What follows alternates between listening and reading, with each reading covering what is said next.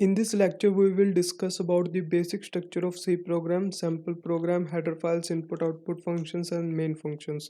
तो इस लेक्चर के अंदर हम लोग सिंपल बात करेंगे सिर्फ बेसिक स्ट्रक्चर की सी लैंग्वेज की।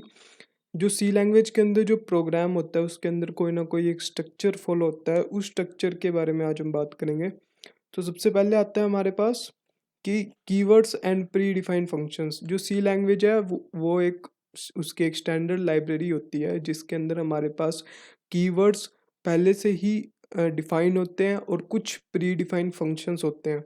तो in C language there are 32 keywords and some predefined functions. 32 keywords होते हैं और कुछ प्री डिफाइंड फंक्शन होते हैं जिनको हम एज इट इज़ यूज़ करके उनका उनको हम लोग डिफाइन नहीं करते, उनको सिर्फ हम एज इट इज़ यूज़ करते हैं और उससे हम अपना प्रोग्राम कंप्लीट करते हैं और एग्जीक्यूट करते हैं। तो C is a structure based language which follows a pattern. तो सी एक स्ट्रक्चर्ड बेस्ड लैंग्वेज है जिसके अंदर एक प्रॉपर स्ट्रक्चर फॉलो होता है। हर एक लैंग्वेज के अंदर स्ट्रक्चर फॉलो होता है, पर जो सी लैंग्वेज है वो सबसे बेसिक लैंग्वेज है जिसके अंदर स्ट्रक्चर फॉलो होता है। और हमें उस स्ट्रक्चर को सीखने के लिए सबसे पहले हमें उसको एक जितने भी कीवर्ड्स हैं, जितने भी प्री डिफाइंड फंक्शन है और जितनी हेडर फाइल्स यूज़ होती हैं उनके बारे में सीखना बहुत ज़रूरी है ताकि हम उस स्ट्रक्चर को बना सकें और अपना प्रोग्राम बना सकें। सी के अंदर सबसे पहले हम इंक्लूड करते हैं हेडर फाइल्स। सी के अंदर हेडर फाइल्स जो होती हैं वो सबसे इम्पोर्टेंट होती हैं। फिर हम इसके अंदर बनाते हैं मेन फंक्शन, फिर इनपुट आउटपुट फंक्शंस बनाते हैं और गेट कैरेक्टर फंक्शंस। तो अब क्या होता है कि हमारे पास जो मेन जो मतलब ये जो मैं प्रोग्राम बनाऊंगा सबसे बेसिक प्रोग्राम है हेलो वर्ल्ड का। तो इस प्रोग्राम के अंदर जो हम लोग यूज़ करेंगे वो हम header files, main function, input output function and get character function use करेंगे। तो बेसिकली जो हमारे पास बेसिक स्ट्रक्चर है सी लैंग्वेज का वो हमारा इन्हीं चार कंपोनेंट से बनता है। तो अब आता है हमारे पास let's make a program, hello world program बनाते हैं हम लोग। तो हेलो वर्ल्ड के अंदर मैंने सबसे पहले लिखा है hash include studio dot H, hash include conio dot H. ये आपकी हेडर फाइल्स होती हैं। फिर उसके बाद मैंने लिखा क्लियर स्क्रीन।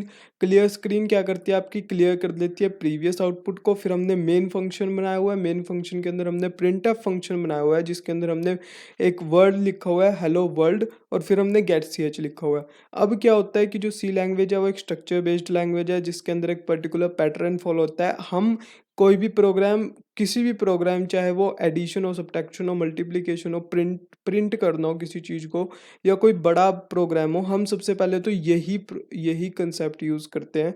इस कंसेप्ट की हेल्प से हम लोग, इस स्ट्रक्चर की हेल्प से हम लोग उस किसी भी बड़े प्रोग्राम को बना सकते हैं और किसी भी छोटे प्रोग्राम को बना सकते हैं।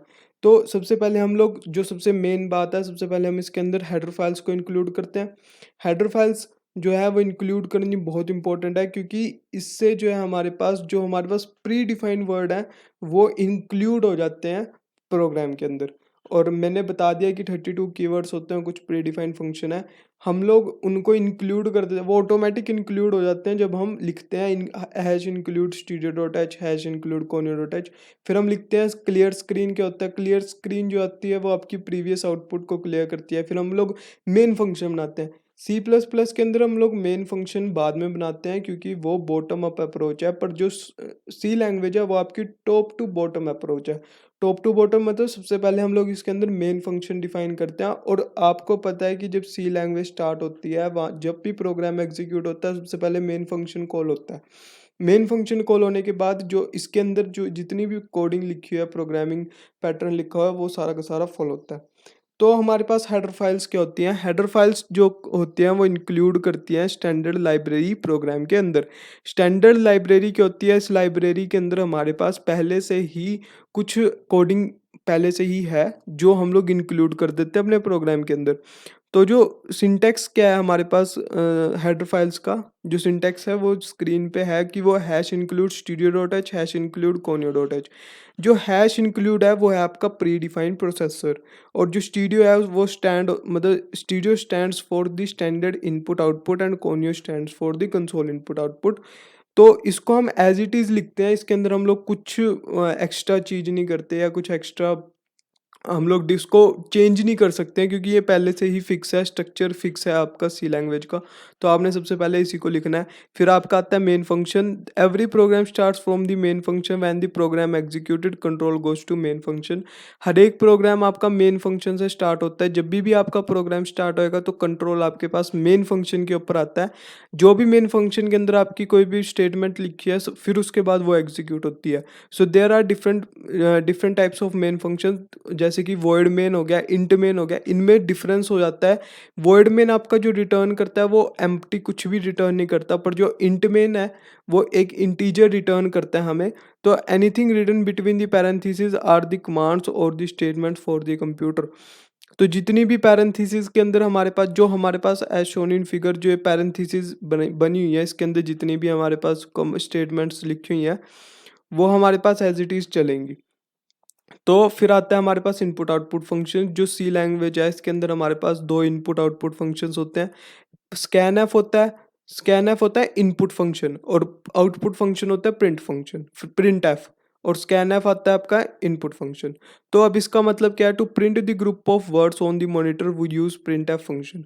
प्रिंट एफ फंक्शन इसलिए यूज होता है ताकि हम कोई भी स्ट्रिंग यू किसी भी स्ट्रिंग को या फिर ग्रुप ऑफ वर्ड्स को जो है हम लोग प्रिंट कर सके मॉनिटर के ऊपर।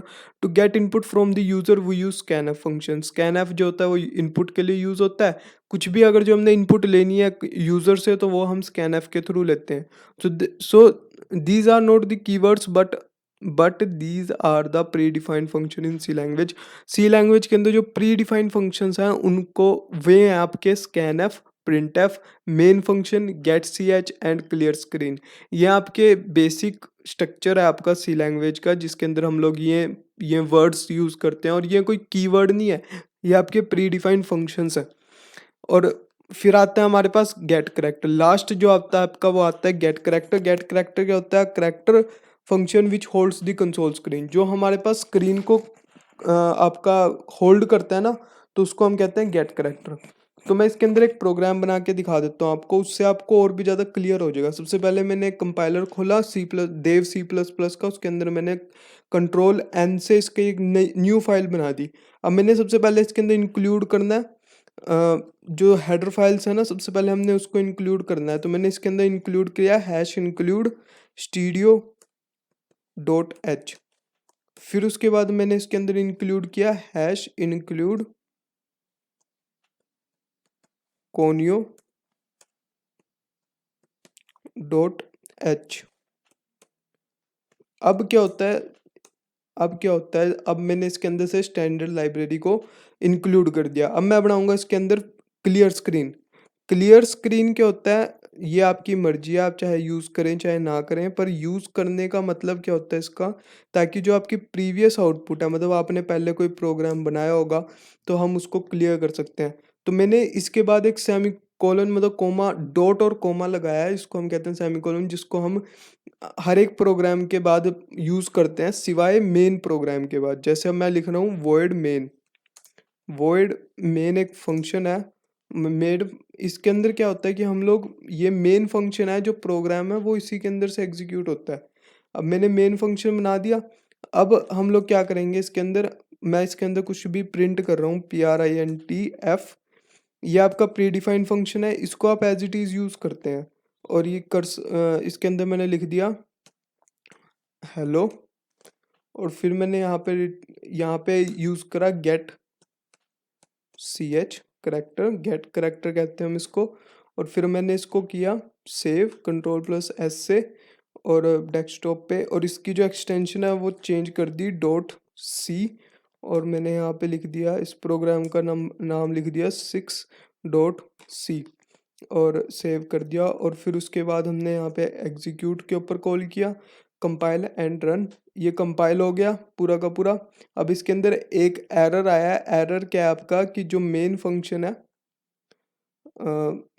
हमने इसके अंदर एक डॉट नहीं लगाया। तो ये सबसे इम्पोर्टेंट चीज़ है कि जो हम लोग डॉट कोमा लगाते हैं ये हमने लगाना ही पड़ता है, ये बहुत इम्पोर्टेंट है। अगर नहीं तो उसके बिना एरर शो होता है। तो मैं इसको एग्जीक्यूट करूँगा। तो अब आता है हमारे पास कि invalid processing directive hash include. यहाँ पे मैंने इसकी स्पेलिंग गलत लिखती हैं तो हैश इंक्लूड आएगा। तो एग्जीक्यूट किया फिर से और इसको कंपाइल किया। तो अब इसके अंदर कोई भी एरर नहीं है और इसके अंदर जो आउटपुट है वो हेलो आ गई। सो ये बेसिक स्ट्रक्चर होता है सी लैंग्वेज का।